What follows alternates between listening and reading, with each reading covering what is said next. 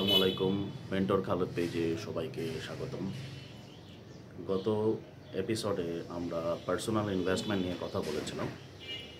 আজকে পার্সোনাল ইনভেস্টমেন্টের second step অথবা পরবর্তী কিছু বিষয় নিয়ে আপনাদের সাথে শেয়ার করব।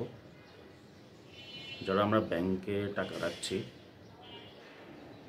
সঞ্চয়ের জন্য অথবা ইনভেস্টমেন্টের জন্য, তারা অনেকেই আমরা এক ধরনের সমস্যা এখন আছি। কোন ব্যাংকে আসলে আমরা আমাদের কষ্টার্জিত অর্থ জমা রাখতে পারি, সঞ্চয় করতে পারি অথবা ইনভেস্ট করে রাখতে পারি।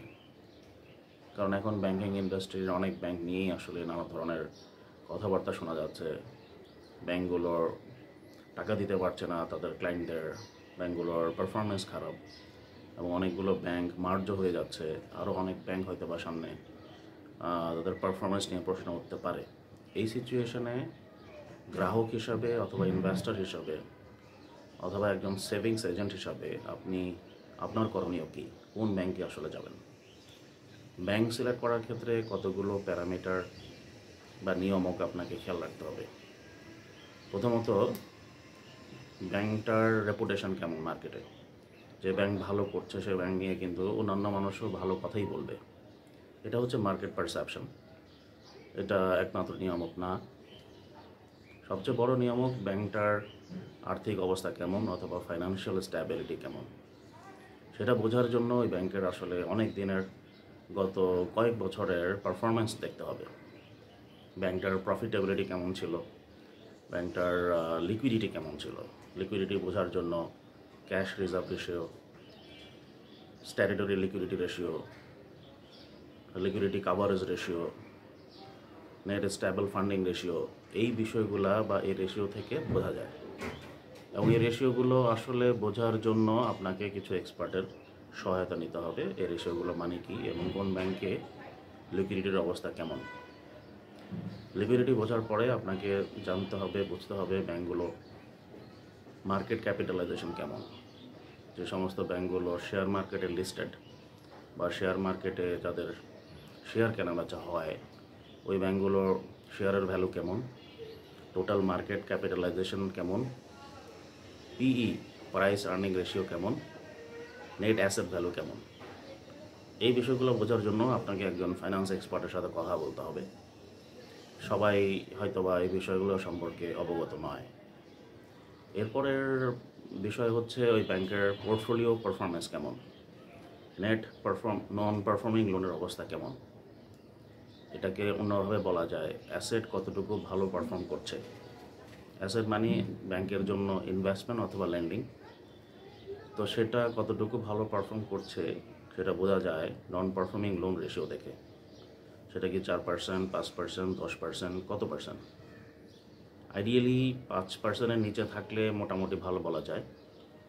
যদিও industry average of non performing loan প্রায় 10%, আরও বেশি। তো সেক্ষেত্রে 5% অথবা নিচে থাকলে মোটামুটি ভালো বলা যায়। সেই বিষয় সম্পর্কে জানা। এবং আরেকটা বড় বিষয় হচ্ছে ওই ব্যাংকগুলোর মালিক পক্ষ কারা বা বোর্ডে বসে কারা।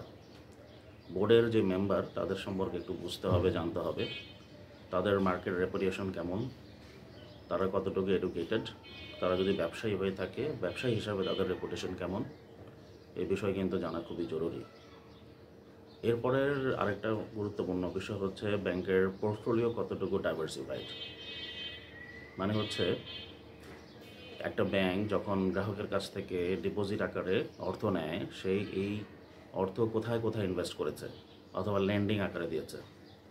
সেটা কি রিটেল সেগমেন্টে দিয়েছে, নাকি এসএমই সেগমেন্টে, নাকি কর্পোরেট সেগমেন্টে, নাকি প্রত্যেকটা সেগমেন্টেই খুব সুন্দরভাবে বিন্যস্ত করেছে। তাই পোর্টফোলিও ডাইভার্সিফিকেশন দেখা খুবই জরুরি। কারণ যখন ব্যাংক দেউলিয়া হওয়ার পথে যায় তখন কর্পোরেট সেগমেন্ট বা কাস্টমার কাছ থেকে টাকা নেওয়ার চেয়ে, টাকা উঠিয়ে আনার চেয়ে রিটেল অথবা এসএমই কাস্টমার থেকে টাকা ফেরত পাওয়া তুলনামূলকভাবে সহজ। এটা হিস্টোরিক্যাল ডেটা থেকেই বোঝা যায়। ব্যাংকের আরেকটা গুরুত্বপূর্ণ বিষয় হচ্ছে ক্রেডিট রেটিং। আমাদের দেশে অনেক ক্রেডিট রেটিংই ব্যাংকের পোর্টফোলিও এবং পারফরমেন্সের এবং ফাইন্যান্সিয়াল স্ট্যাবিলিটি নিয়ে রেটিং দিয়ে থাকে, ভালো খারাপ। বিদেশি অনেকগুলো ক্রেডিট রেটিং থেকেও কিন্তু এই রেটিংটা নেওয়া হয়। S&P আছে, মুদিজ আছে। রেটিংগুলা একটু পর্যালোচনা করাও জরুরি। সেই ক্ষেত্রেও আপনাকে এক্সপার্টের অপিনিয়ন নিতে হবে, কারণ রেটিংয়ের ডিটেল আপনি হয়তো সবসময় বুঝবেন না। রেটিং ভালো হলে সেটা একটা বড় ইন্ডিকেটর ব্যাংকটা কতটুকু ভালো। এরপরে যেই ইন্ডিকেটর অথবা প্যারামিটার আপনাকে মাথায় রাখতে হবে, ব্যাংকটা কত বছর ধরে বিজনেস করছে এবং কোন জেনারেশনের ব্যাংক। যেমন আমাদের এখন মোটামুটি 4th জেনারেশন ব্যাংক চলছে, 5th জেনারেশন ব্যাংকও আসবে। 4th জেনারেশন ব্যাংক মানে যাদের বয়স হয়তো বা 10 থেকে 12 বছর অথবা আরও কম, বা 15 বছর ম্যাক্সিমাম।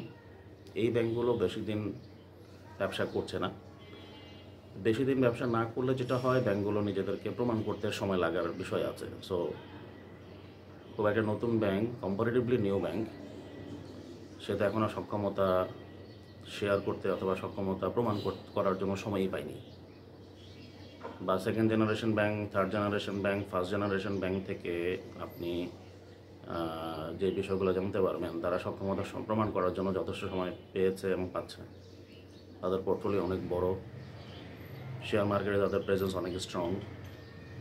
তাদের রিপেমেন্ট বিহেভিয়ার দেখার বা বোঝার জন্য তারা যথেষ্ট সময় পেয়েছে, সেই ডাটা আপনাকে হেল্প করবে। তাই কোন জেনারেশনের ব্যাংক সেটাও একটা ইন্ডিকেটর।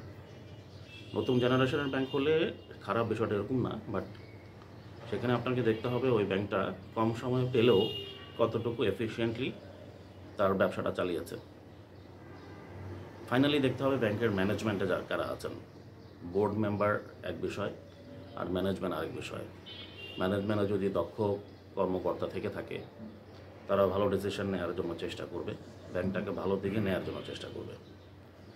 এই কয়েকটা বিষয় আপনাদের সাথে শেয়ার করার ইচ্ছা ছিল, শেয়ার করলাম। এখানে অনেকগুলো টার্মিনোলজি আছে, অনেকগুলো টেকনিক্যাল বিষয় আছে, যেটা বোঝার জন্য আপনাকে আরেকটু ওয়েট করতে হবে। আমি অন্য একটা সেশনে এগুলো নিয়ে আরও কথা বলবো। তবে অবশ্যই আপনারা যারা এই ইনভেস্টমেন্ট সেভিংস করার ক্ষেত্রে ব্যাংক চুজ করা বিষয়টাতে সিদ্ধান্তহীনতায় ভুগবেন, তারা অবশ্যই একজন এক্সপার্টের অপিনিয়ন নিতে পিছপা হবেন না, দ্বিধা করবেন না। আপনার ইনভেস্টমেন্টকে প্রোটেক্ট করার জন্য একজন এক্সপার্টের পরামর্শ যদি হেল্প করে, তাহলে কেন নয়। ধন্যবাদ। সবাই ভালো থাকবেন, সুস্থ থাকবেন। আসসালামু আলাইকুম।